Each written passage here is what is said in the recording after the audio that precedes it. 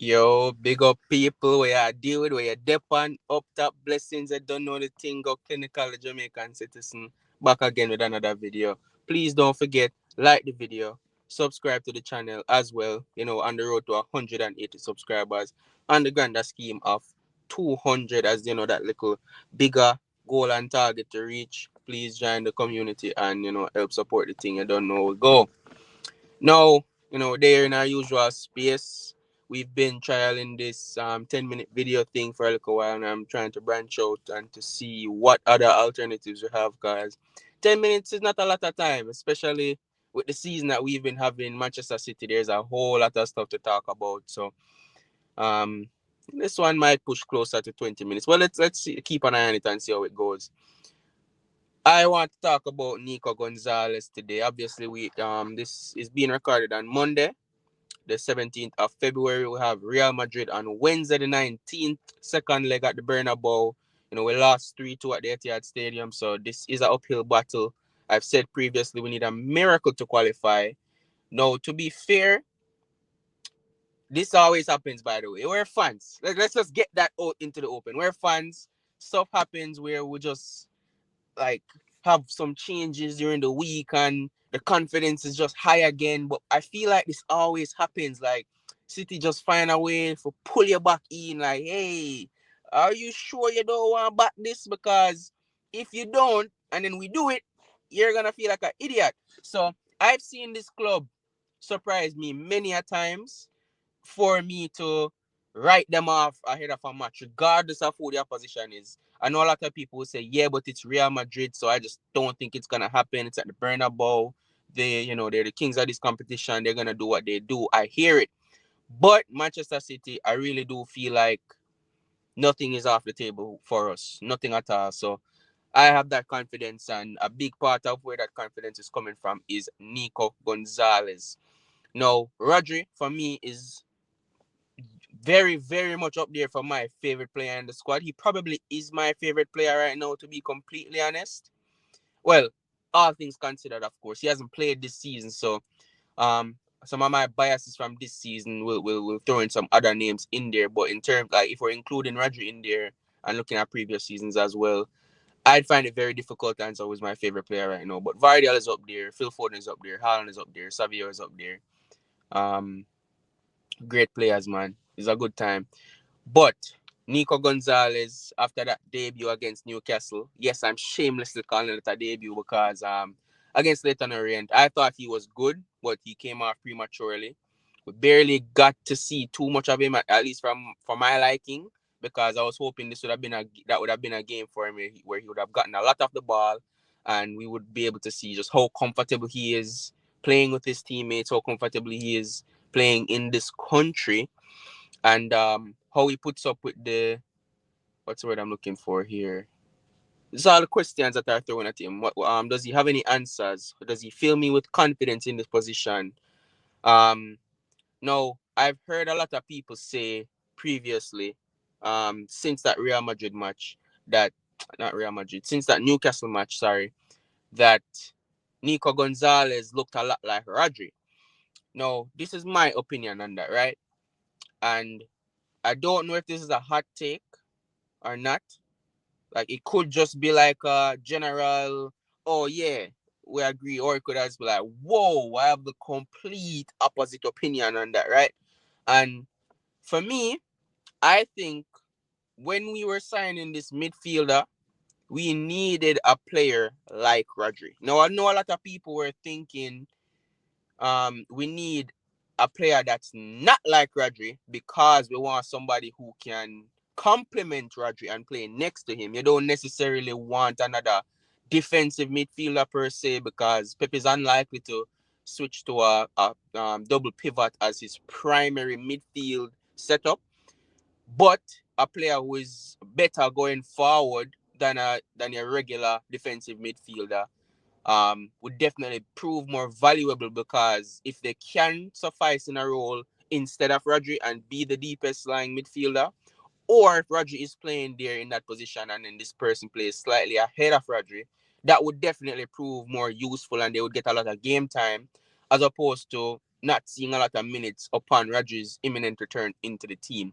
So for me, I personally think that the best way to complement Rodri is a player like Rodri. And let me explain why I say that. Because Rodri is so good that he's kind of very well rounded as a football player. Because as the deepest lying midfielder, he's kind of like he plays that screen for the back four, so he's kind of like an extra defender in the team off the ball. And I think he does have a really good connection with the centre backs when he does play, based on previous seasons. He also is our deep lying playmaker. So he'll get the ball, he'll dictate the tempo, he'll be passing the ball forward, he'll be carrying the ball forward as well. And he'll be linking up with all the players around him, especially players like Phil Foden, who like to do link up in that position. Players like Gundogan and Kevin De Bruyne as well, and Bernardo Silva as well, who all like to knock the ball around a lot and get a lot of touches and passes inside that midfield area. Rodri plays a very active role in that. And as we all know, Rodri is a player who likes to go forward and get involved in attacks as well. So after carrying the ball forward, he might pop it for a shot. He might make a run into the box. He might be the one to clip the ball in or try to slide it through and break the lines. So I thought having Rodri in that role was perfect for how we want to play, because depending on the type of match it is, Rodri can just kind of lean into the side of his game that is needed for that particular match. So if it is that, we're under a lot of pressure, we need somebody to focus more on interceptions and winning ball back and helping the back four like screen majority of the chances that opposition teams have progressing towards our back four, and just lessen the amount of counterattacks they face or the speed of the counterattacks. Teams might have to think twice when they're running up and they see Roger standing in front of them. He's a very imposing figure. So from that sense, Roger can lean into that side of his game, and you can't really look at it as a weak point because he's just so good at what he does.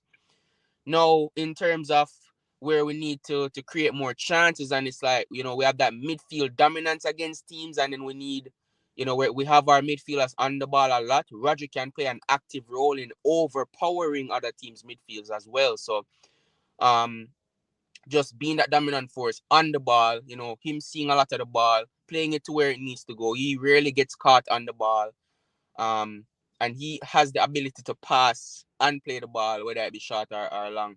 So, and obviously going forward, when time we do need that extra support from the midfield in terms of pressuring other teams' defense, he's very good at that as well. Now, Nico Gonzalez, from what I've seen in that Newcastle match, he did look a lot like Rodri to me, and I am tempering that a bit because it's just one match. Again, one match and a little 20 minutes as well. So I am confident in what I did see from him, but I do need to see it with some more consistency. I do need to see what he looks like when he's going through a rough patch. Like what's the floor performance from Nico Gonzalez? I don't know if what we saw.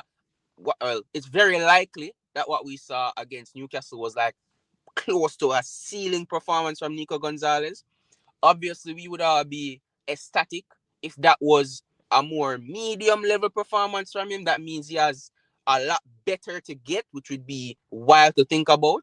But for all intents and purposes, and based on the fact that we've only seen him for a short period of time, I would like to assume that this was closer to a ceiling level performance, just to not overestimate his ability, right? So Nico Gonzalez, I'm looking at him as like, I don't want to say not as good Rodri because that kind of sounds like a slight against him, but it's like I don't see him like as refined or as good as Rodri in terms of all the areas of Rodri's game. But I do think that he shares a lot of similar skills, like or strengths rather. He shares a lot of similar strengths to Rodri, to not as high a level. And I do think that might be what we need, because if it is that Rodri is playing a particular role, so he's playing as like that more defensive midfielder, getting out interceptions, slowing down and lessening the number of counter attacks and breaking up the play in that central midfield area.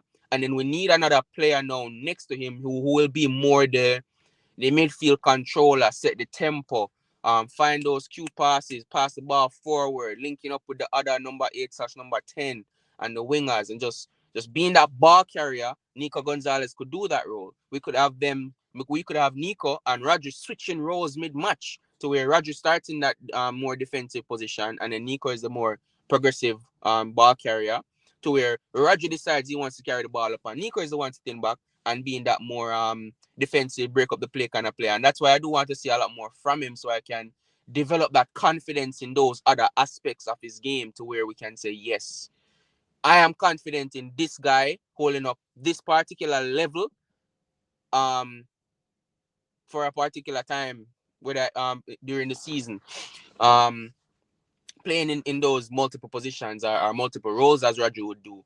That would make me very confident in this Nico Gonzalez signing. And I don't want to get too gassed, because like filling Raju's boots, it's I personally think he's still the best midfielder slash maybe best player in the world before he got injured. So obviously, he won the Ballon d'Or. So that said all that needed to be said. And I'm hoping that we will see the best of Rodri again in the future. I'm not taking that as a given per se, but I do think it's possible that we see the best of Rodri once again. Um, if he does come back and we get what we are hoping to see from Nico Gonzalez, man. Yo, this Manchester City midfield will be cooking, because we'll also have the third player in there.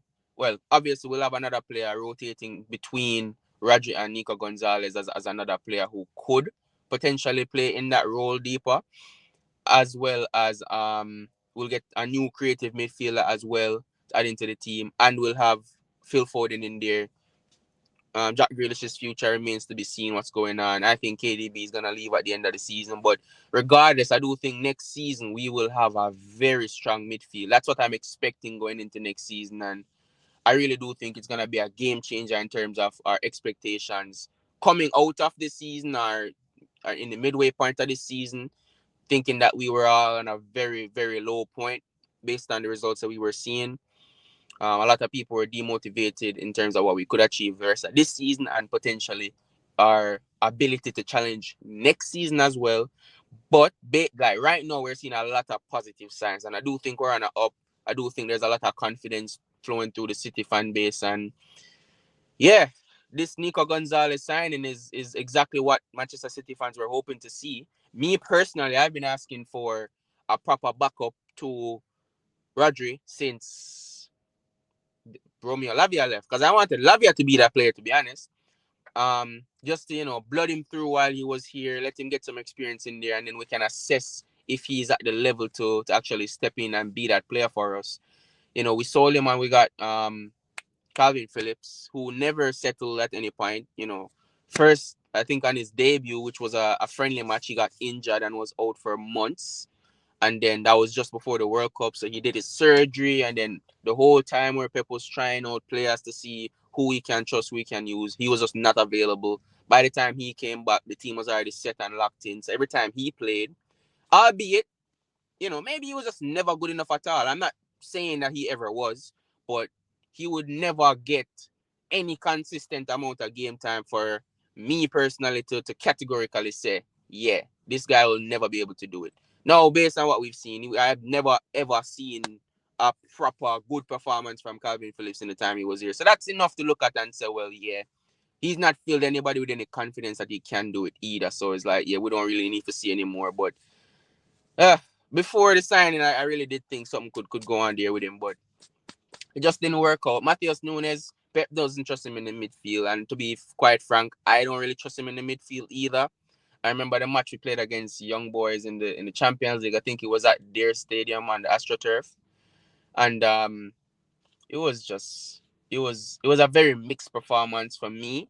Like, I think he did a lot of good work in the midfield on the ball in terms of progressing the ball and carrying the ball forward, but he also lost the ball way too much for my liking. So I don't trust him in any big game to actually hold on to the ball in those midfield areas. I do think there'd be a lot of turnovers if he was to play there on a more consistent basis, and we would like surrender possession very often, and that would probably hurt us a lot, especially this season.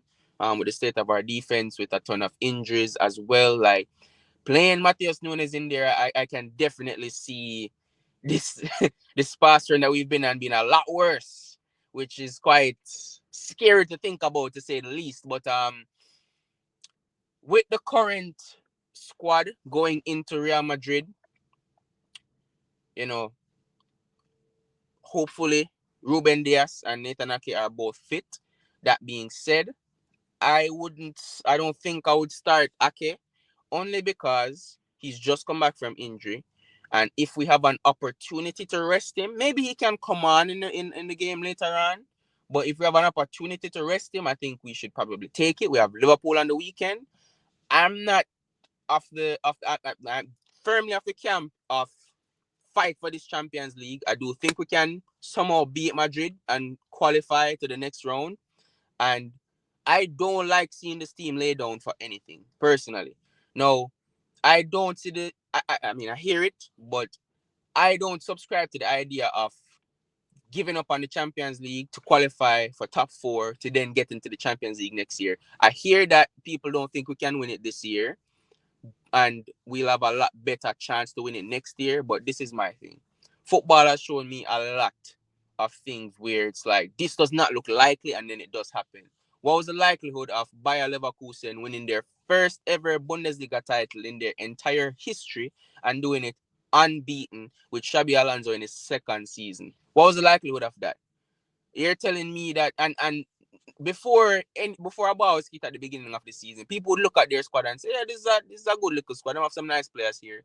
But nobody was saying they're going to do that. And if you told them that at the beginning of the season, people would laugh at you for having that take. So looking at how Manchester City look now, yes, if you look at our previous form throughout the year, a lot of people would say, "Yeah, no way for the Champions League." But you never know. We beat Madrid, and then we get a Leverkusen, who I think we can beat as well. And then before you know it, oh, we're in a quarterfinals, and it's like it's kind of anybody's game right now. And let's be real, right now, I don't think a whole lot of teams are saying, "Yeah, we want to play Manchester City." I think we're back into the stage of, as looking at two rivals lens, they're probably looking at City like, let's see a couple more games and see really where they are, if they have fully turned the corner or not. I think 4 to 8 weeks ago, you would be looking at City and saying, yeah, we want to play City right now, right now, right now. But I don't think that's necessarily the case anymore. I don't think Madrid was quite particularly happy to get Manchester City. Obviously, they'll be confident because they're Real Madrid, but I'm sure if they could avoid Manchester City, they would have wanted to avoid Manchester City 100%. Because we have a saying, I'm not sure how popular this is anywhere else in the world of football, but the ball is round. Anything can happen, can roll to this side, to that side, anything can play. So I just think we need to fight as hard as possible. 93-20 taught me that personally. And all those title races with Liverpool. What if we just gave up and said, nah, this Liverpool team is just so good, we probably won't win the league. We'll draw here. We have a tough match against this team, and I don't think we're gonna win. And nah, you fight till the absolute end. For me, the title race ain't over until it is mathematically impossible. And whether I think we're gonna win it or not is a separate point from that point. Yeah, because as long as it's mathematically possible, you never know. I mean, I have a crystal ball, I can't see in the future, so I'll just be like, hey, let's just see what happens. You know them way there? So right now, I do think Madrid is very doable. They have put out reports that Rudiger and Alaba are returning to training and they will be available ahead of the Manchester City match. Now, for me, I'm looking at that a bit sus because it's like, if you look at when we had, Nico Gonzalez got injured against Leighton Orient, right? We brought him back into the squad ahead of the Madrid game, but he never played. So yeah, he was available to play, but he wasn't quite ready to play. Now, that could be the case with Rudiger and Alaba right now, because obviously there is benefit from having these guys in the squad because it does play a mental role on the opposition team, which would be us, to be thinking, oh, nah, Rudiger might play. We have to potentially put this plan in place and change up this plan here. And if they play Alaba, then this, that, there, put into place there and all that. But nobody knows if they'll actually be fit to play or how much they'll be fit to play or how fit they are even if they do play. These are all things that have to come into consideration. So hopefully it's a case of Madrid rushing them back because they'd rather risk them and help them to qualify than not risk them and they get knocked out some way. Because I do think that even if they're like 70% fit, Madrid would probably still include them and say, you know what, just limit your game, don't overexert yourself. But the experience that you have and just the raw ability, particularly in the case of Rudiger, it might show some value. I think they would be more likely to play Rudiger than Alaba because I do know Alaba has been picking up a good amount of injuries recently. But yeah, just like how we had Nico Gonzalez and he didn't quite play, that could definitely be the case for Real Madrid as well. And you never know until it does actually happen. But yeah, that's pretty much all I got. Nico Gonzalez, boy, please, bro. You can really. I know the Newcastle match was big and the City fans are gassed, but you're making a real statement if you come mash the work against Real Madrid, bro. Trust me. That will go a very long way with Pep, very long way with the City fans and your overall name as a brand. Trust me, bro. Your stocks are skyrocket if you can help us to qualify to the next round of the Champions League because that would really be a game changer on our season um with you being in the team if you can just start and the fact that this is the most important signing in my opinion that we made this January and he seems to be having an instant impact, very very positive signs. Now as I've said before, I'm gonna say it again, we need to see more of this before we actually run with it and say yeah, this is actually happening. This is all just provisional at the moment based on the one match and 20 minutes that we've seen from him so far in a Manchester City shirt. So let's hope that it continues exactly like this. Big up and thank you for watching. I really do appreciate everybody who does watch and support the channel, liking the video, leaving me a comment. I try to respond to all the comments if I can. So please do engage. Leave me your thoughts below. Let me know what you think of Nico Gonzalez. Let me know how you feel after that Newcastle game and how has it changed your mind or changed your thoughts or influenced your thoughts in any ways in for the upcoming match against Real Madrid as well. Do let me know. And yeah, like I said, 174 subscribers on the channel. Big up to all the subs. Road to 180 and then road to 200 subscribers. I do think we can do that by the end of the season. Please help me to make it happen. It's a boy, clinical Jamaican citizen. And until next time, my people.